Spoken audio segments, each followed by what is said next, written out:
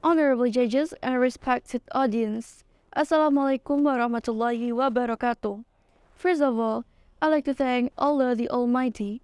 It is because of His mercy we are able to join today's Uniwara English speech competition. Secondly, may salawat and salam always be delivered to our Prophet Muhammad, peace be upon him, who had guided us on the path of Allah the Almighty. And last but not least, I'd like to thank the judges for giving me this opportunity to participate in this contest. Ladies and gentlemen, my name is Dhona Dedy Sherafin from Prigen Vocational School.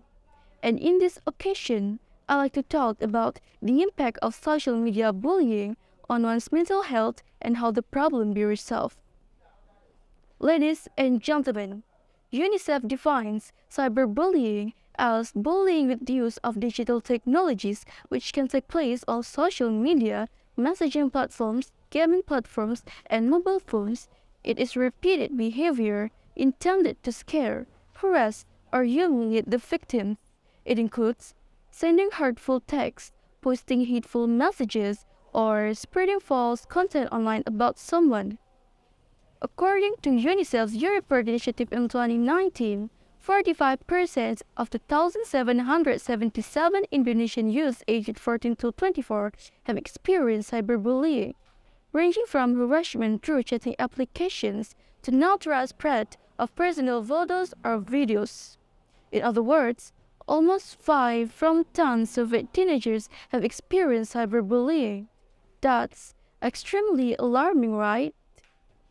Ladies and gentlemen, different from traditional bullying, which usually happen at school or work, cyberbullying can happen anytime, day or night, and anywhere, even when you're home with your family or in the crowd. This makes cyberbullying more relentless and depressing.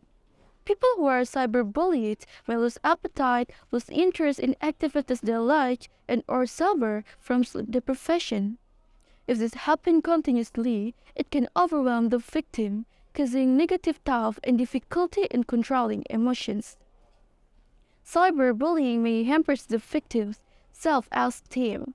They begin to feel dissatisfied and think negatively about themselves. As a result, they start to question their worth and value. In some cases, the victims of cyberbullying respond to the overwhelming feelings by harming themselves, which often leads to suicidal thoughts. Repeated torment through messages or posts make the victim feel hopeless and think that the only way to escape is by ending their life. Ladies and gentlemen, I'm sure that we all collectively agree that cyberbullying must stop. However, it will never stop unless we all collectively work together to make it happen. Of course, within our own capacity. For parents, it is your job to create a positive family climate where children can grow well mentally, physically, and emotionally. That way, the probability of them growing up to be bullies can be lessened. For teachers, we start preventing cyberbullying by incorporating moral educations into the teaching and learning activities. It is also important to encourage the students to speak up if they ever encounter or experience cyberbullying. And last but not least, for us, fellow students, avoid oversharing, never engage in sexting, and always make sure that whatever you are going to post or share doesn't contain racism, hoax, or offensive messages. And when you experience cyberbullying, collect evidences and please speak up, talk to a trusted adult, or recur to the authorities. Finally, ladies and gentlemen, technology is constantly evolving and the obligation to use it wisely comes with the evolvement. So, let's use it wisely. Let's bring no harm to anyone, offline or online. That's all from me. Wassalamualaikum warahmatullahi wabarakatuh.